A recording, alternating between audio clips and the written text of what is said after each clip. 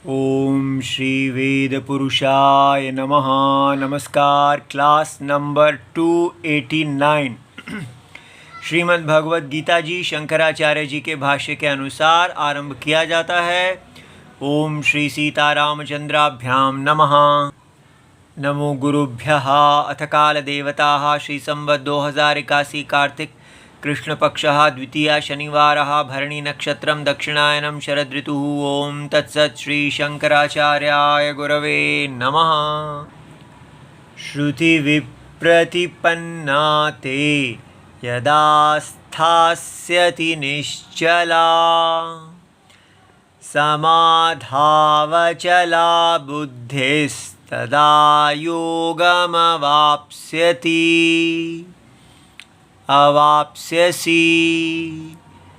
अध्याय नंबर 2 और श्लोक नंबर 53। श्रीमद् भगवद गीता जी गीता प्रेस गोरखपुर की पुस्तक नंबर 10 शंकराचार्य जी के भाष्य वाली। और ये अब श्लोक 53 आरंभ किया जाता है। इसका संबंध हमारी पिछले वाले श्लोक के साथ है, तो उसके क्रम में ही ये बताया जा रहा है। वहाँ पर हमने क्या देखा है? वहाँ हमने एक बुद्धि के दोष को देखा है कि जब तक ये बुद्धि का दोष दूर नहीं हो जाएगा तब तक ज्ञान उदय नहीं होगा। और वो बुद्धि का दोष को कहा है मोह कलिलम। ठीक है, मोह आत्मक, जिसका स्वभाव मोह के जैसा है, मोहित कर देने जैसा है, और वो अविवेक रूप है। तो वो जो है वो आत्मज्ञान को ढक देता है। कलिलम मल है, मैल है। और वो कैसा है? वो मोहात्मकम है, मोह को करने वाला। तो कौन सा? तो ये बुद्धि का दोष क्या है? अविवेक।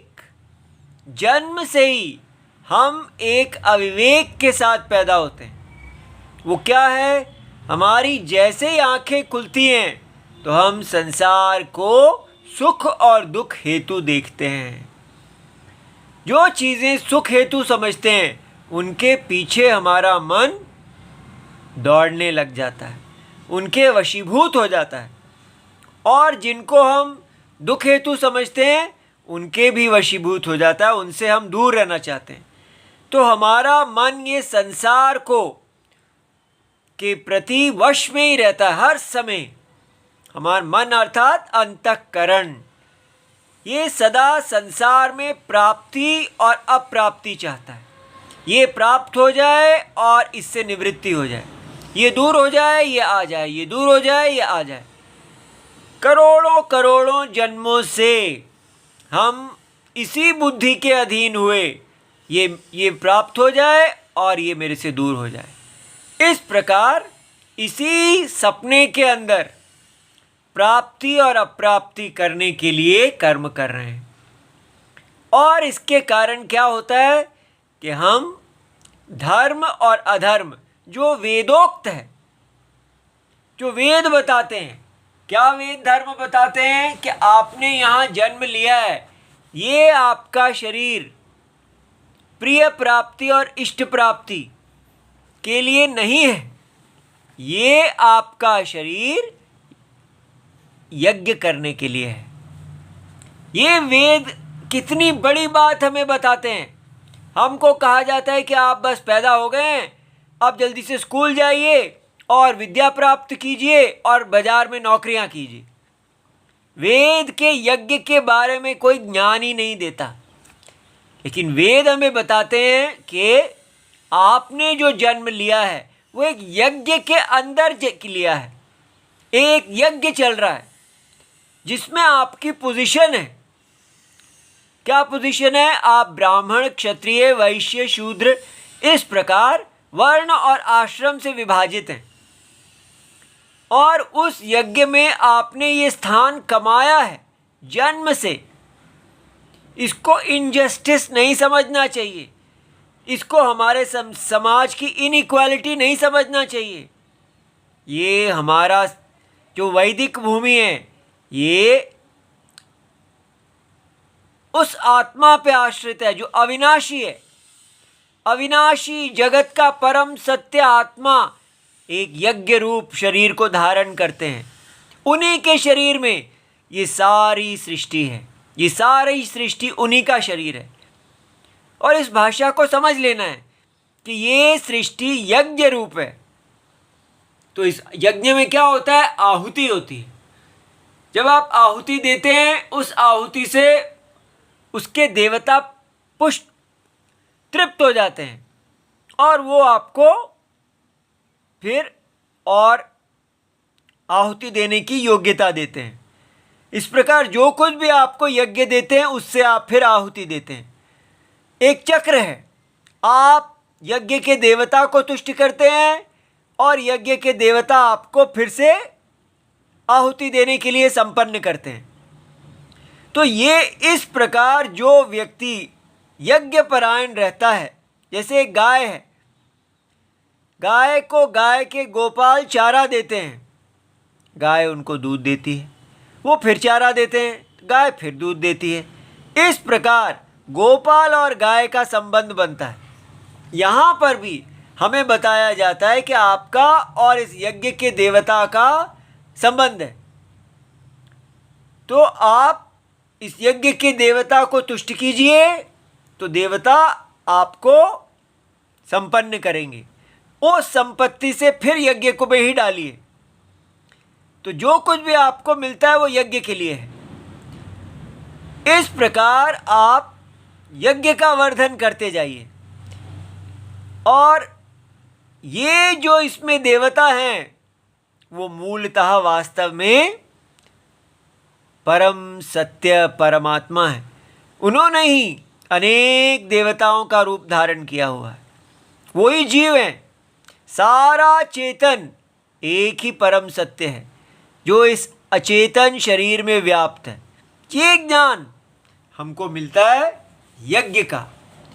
लेकिन ये मोह जो है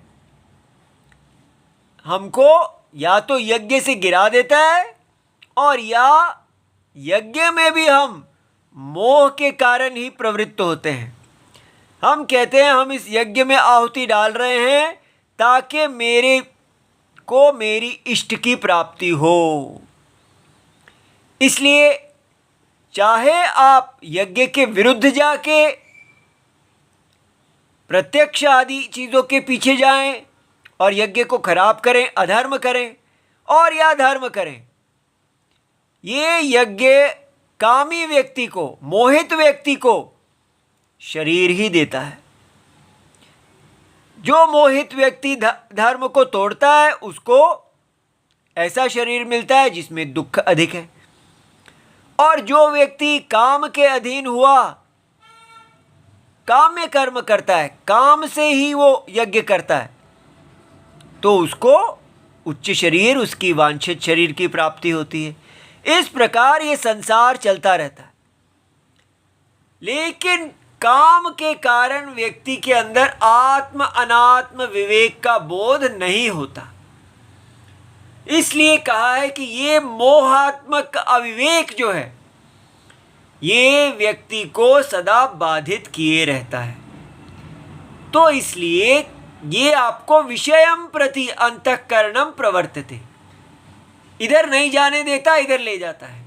आत्मा अनात्म विवेक में नहीं जाने देता और विषयों के प्रति ले जाता है।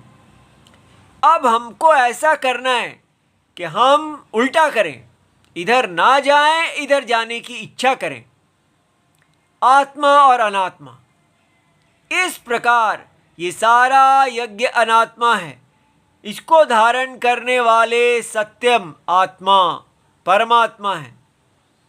उन्हीं की तुष्टि के लिए आराधना के रूप में जब हम बिना किसी फल की इच्छा के, बिना किसी संग के कि ईश्वर मुझ पर तुष्ट हो आदि, केवल वैसे ही कर्म करते हैं जैसे भगवान करते हैं। भगवान को कुछ नहीं लेना, क्योंकि माया से उनको क्या लेना, सत्य को असत्य माया से क्या लेना। वो तो केवल उसको धारण करते हैं। उसको धारण करते समय उनका अपना उसमें एक रोल है। अपने आप को भी उसी स्वप्न के अंदर चलता फिरता देखते हैं।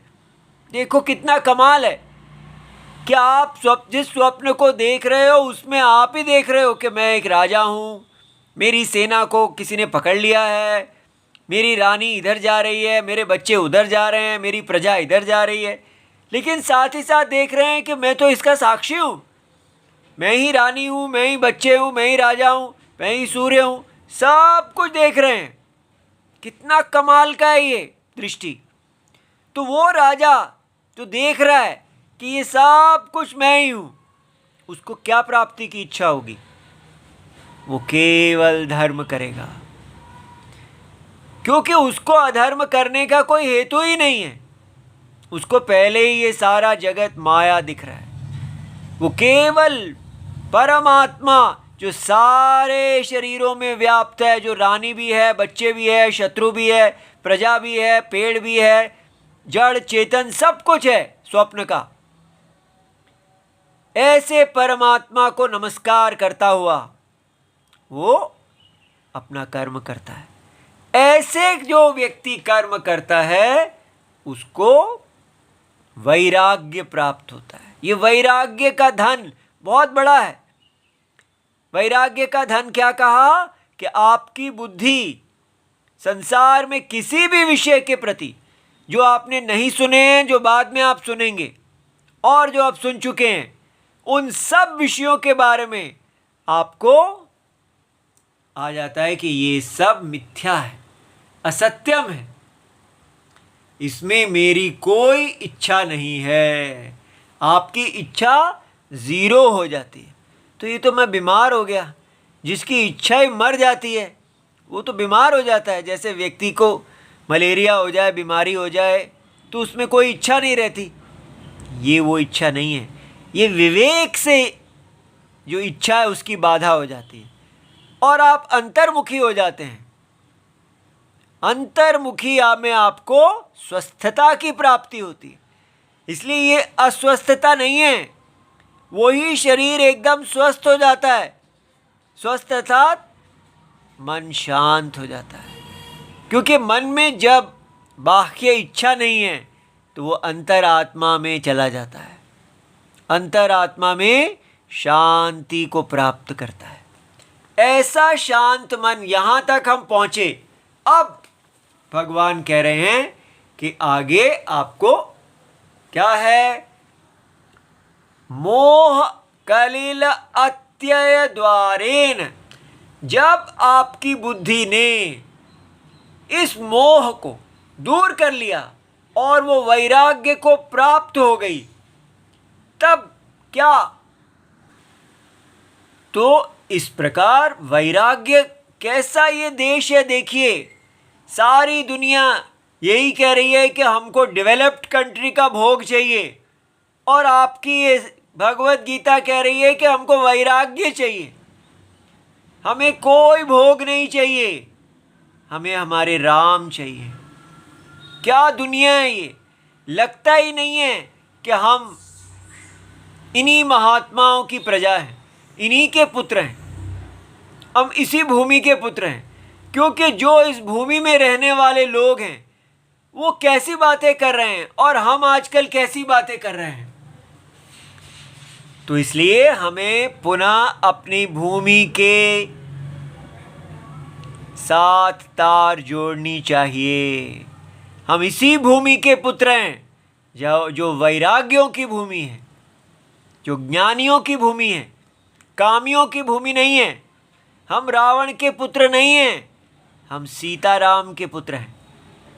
अच्छा जी, तो जिसका मोह कलिल बुद्धि अब शुद्ध हो गई, उसमें वैराग्य आ गया, तो वैराग्य वाली बुद्धि लब्ध आत्म विवेक ज प्रज्ञा, तो उसमें आत्मा और अनात्मा के विवेक के प्रति ऐसी प्रज्ञा, ऐसा ज्ञान जिसका लक्षण क्या है? आत्मा और अनात्मा में भेद देखना। आत्मा अस्तित्वम है, आत्मा सत्यम है, और अनात्मा अर्थात शरीर ये सारी सृष्टि, ये सारा दृश्य असत्यम है, इसका कोई अस्तित्व है ही नहीं। ये जगत ना था, ना है, ना होगा। तो ऐसी प्रज्ञा, इसको बोलते हैं ज्ञान उत्पत्ति। अब पूछा प्रश्न क्या कि जब ज्ञान उत्पत्ति हुई, कदा? कर्म योग जम फलम, वो फल जो कर्म योग से उत्पन्न हुआ है, ये ज्ञान, परमार्थ योगम अवाप्स्यामि। तो जो परमार्थ योग है, जो वो ज्ञान जो पूरी तरह सिद्ध है, मोक्ष है, उस मोक्ष को मैं कब प्राप्त करूंगा? अगर हे अर्जुन आपका ऐसा प्रश्न है, तो भगवान ने कहा आप सुनिए। तो टीचर ने पहले ही सोचा कि अर्जुन के मन में अब ये प्रश्न आएगा कि कर्म योग से ज्ञान उत्पन्न हुआ, फिर वो ज्ञान पक जाता है, तो कैसा वो पकता है, वो आप हमको बताइए। इस श्रुति अगले श्लोक में इसका अर्थ दिया जाएगा। क्या अर्थ है? भगवान कहते हैं श्रुति विप्रतिपन्ना ते यथा, तो प्रतिपन्ना बुद्धि, आपकी बुद्धि जो कैसी थी? श्रुति विप्रतिपन्ना। अब भगवान किसको बात कर रहे हैं? अर्जुन को बात कर रहे हैं। अर्जुन एक ऐसे काल में रहते हैं जहाँ पर वो हमारे जैसे स्कूल्स में नहीं जाते, सत्यानाशी स्कूल्स, जहाँ पर नास्तिक विद्या दी जाती है, केवल कहा जाता है कि आप बाजार में जाइए। अर्जुन जिस स्कूल में जाते थे, वहाँ उनको वेद का ज्ञान दिया जाता था कि वेद जो है वो आपको यज्ञ के बारे में बताता था, आपके धर्म के बारे में बताता था कि आप ब्राह्मण हैं, क्षत्रिय हैं, और ये आपका क्षत्रिय धर्म है, और आप इस शरीर जो धर्म साधन है, इस धर्म साधन के द्वारा आप क्या कौन कौन से लोगों को जीत सकते हैं, इसलिए सदा आप धर्म कीजिए।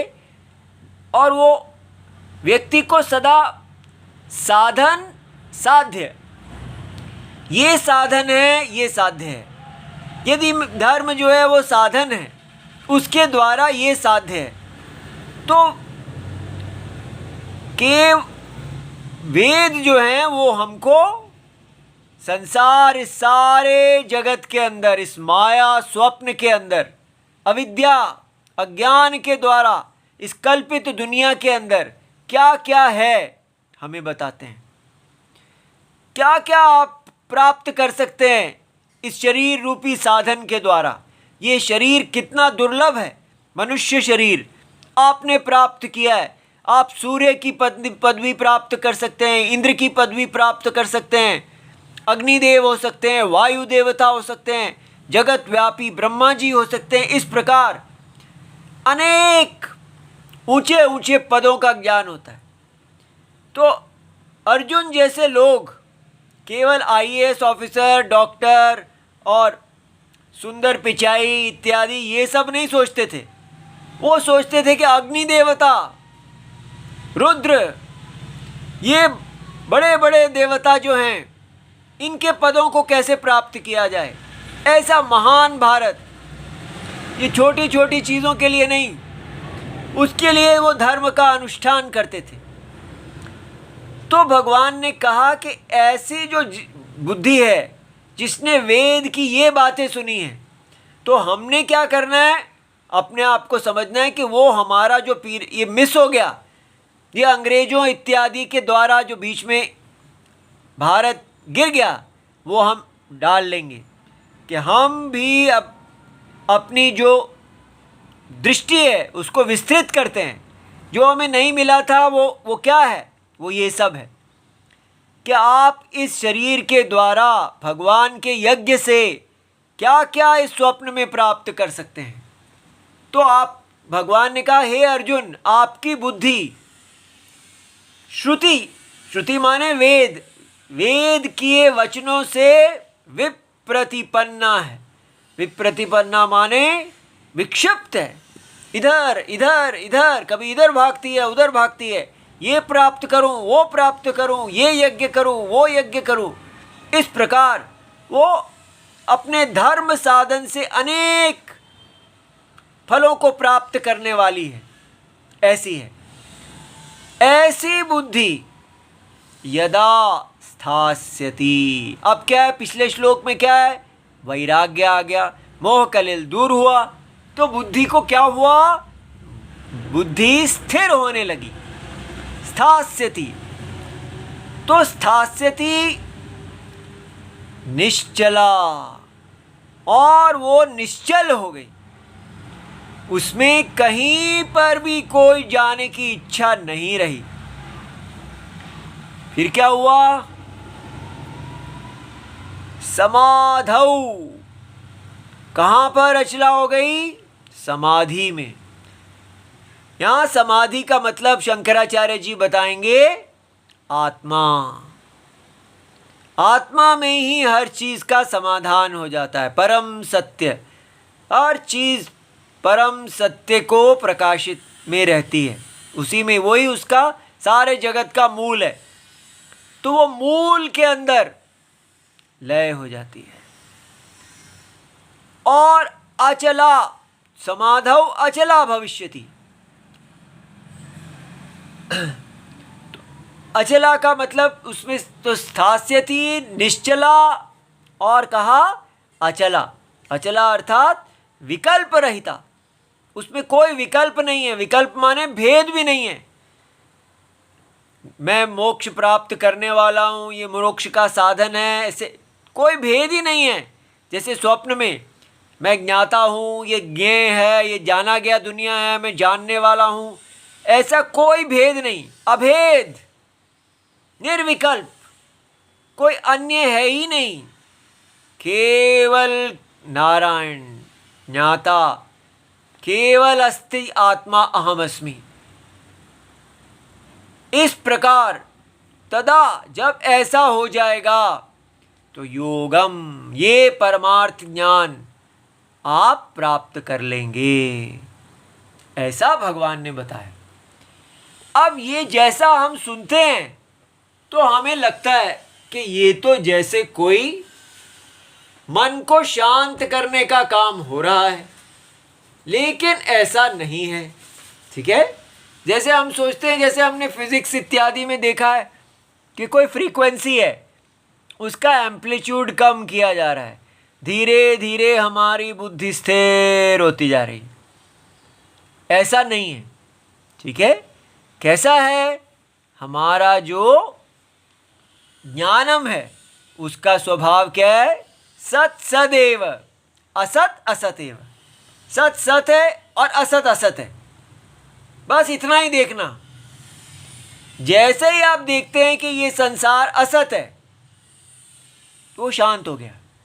लेकिन अगर आप कहेंगे वो सत्य है लेकिन मैं उसको बिठाऊंगा, धीरे धीरे धीरे मेडिटेशन करूंगा, मेडिटेशन वाले लहरों ये काम कर रहे हैं। यहाँ पर ये काम नहीं किया जाता कि धीरे धीरे आप मन को सुलाइए और शांत कर दीजिए, ये प्रोसेस है। जो ऐसे जाएगा वो वापस भी आ जाएगा। ठीक है, जिन कंडीशन से वो सोया है वही कंडीशंस जब फिर से आ जाएंगी फिर ऐसा हो जाएगा। अगर ये रियलिटी है तो इसमें घूमेगा, लेकिन अगर ये मन सत्य ही नहीं है, सत्य है या नहीं है, इसके अंदर जो आत्मा है वो तो पहले ही निश्चला है। तो आत्मा को हम देखते हैं कि वो निर्विकार है, निश्चल है, और बुद्धि का कोई अस्तित्व नहीं है। ऐसी ज्ञान रूपा जो बुद्धि है, बस सत सत, सत का ये स्वभाव है, असत का ये स्वभाव है, दोनों में भेद देखना। और सत्य तो पहले ही प्राप्त था और असत्य पहले था ही नहीं कभी। तो जो पहले ही था उसको क्या कर सकते हैं, वो तो पहले ही है, और जो कभी था ही नहीं तो उसका क्या कर सकते हैं। इसलिए कोई विकार है ही नहीं कहीं पर। कितना कमाल का है। कुछ भी आप अचीव नहीं कर रहे, जो है उसको देख रहे हैं, जो नहीं है उसको देख रहे हैं। असत्य है ही नहीं, सत्य सदा है। इस प्रकार जो देखता है वो देखता है। अब इसके भाष्य को देखते हैं। देखिए कितना परिश्रम है। आप लोग थकते होंगे और कहते होंगे बस बस हो गया, बंद करें। किंतु ये परिश्रम जो है ये ही हमारे बुद्धि को शुद्ध करता है। ये ऋषि ऋणम है। भगवान हमारे लिए ये भाष्य, ये भगवत गीता आदि छोड़ के गए हैं। इनको यदि हम पढ़ेंगे नहीं और इनकी विद्या की रक्षा करके आगे नहीं देंगे तो कितने दुष्ट होंगे हम लोग। ठीक है, इसलिए ऐसा नहीं बनना है। अब देखिए भगवान यहां बताते हैं श्रुति विप्रतिपन्ना। तो अनेक साध्य साधन संबंध प्रकाशन श्रुति भी। देखिए यहां केवल एक शब्द था श्रुति। श्रुति के द्वारा विप्रतिपन्ना। ठीक है, श्रुति के द्वारा विक्षिप्त की गई। लेकिन शंकराचार्य जी का कमाल देखो, कैसे दयालु हैं हमारे आचार्य लोग। उन्होंने बताया कि श्रुति से भगवान क्या कहना चाहते हैं। वो कहना चाहते हैं अनेक साध्य साधन। साध्य माने एंड्स और साधन माने मीन्स। देखो साध्य साधन, हम कहते हैं एंड्स एंड मीन्स। तो बहुत से एंड्स और उनके साधन, उनका जो संबंध है कि अगर जैसे संबंध माने जैसे अगर मैं कहता हूं कि मुझे प्राण देवता वायु देवता की पदवी चाहिए, ये साध्य है।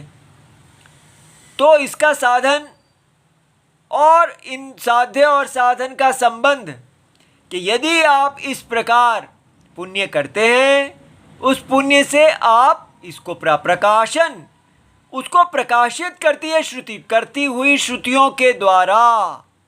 ठीक है, वेद का ये पहला सेक्शन जो है वो साधन, साध्य और साधन, एंड्स एंड मीन्स के संबंधों को प्रकाशित करता है।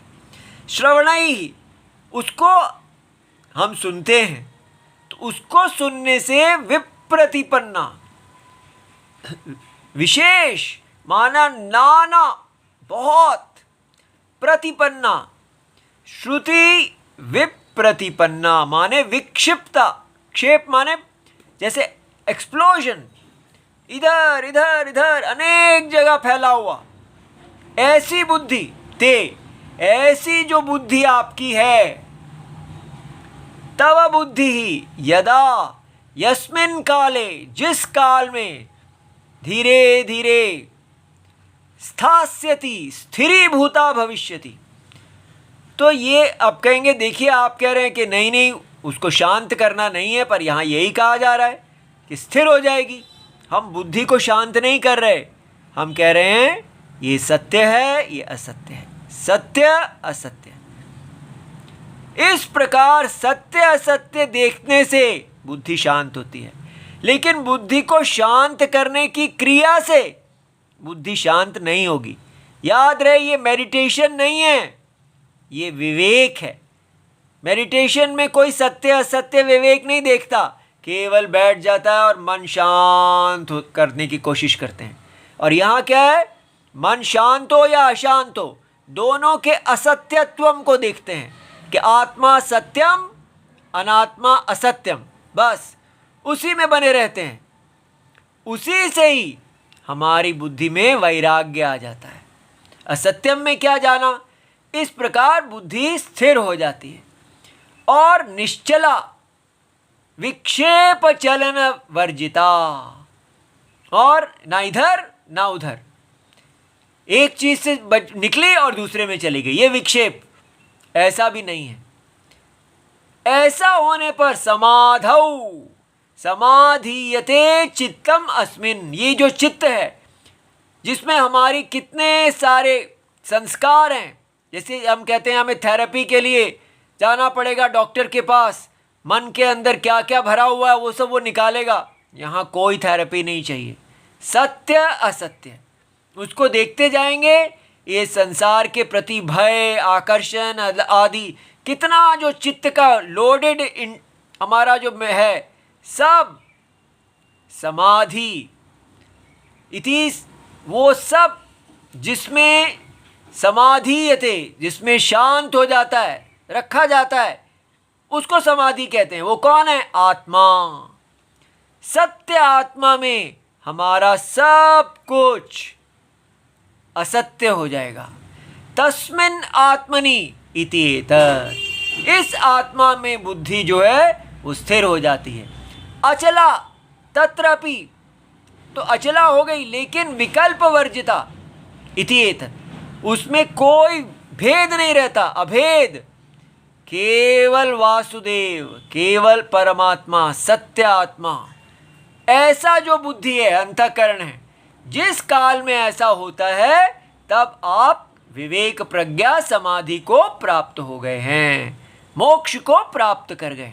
ठीक है, इसको हम और देखेंगे। ओम नमो भगवते वासुदेवाय। प्रणाम।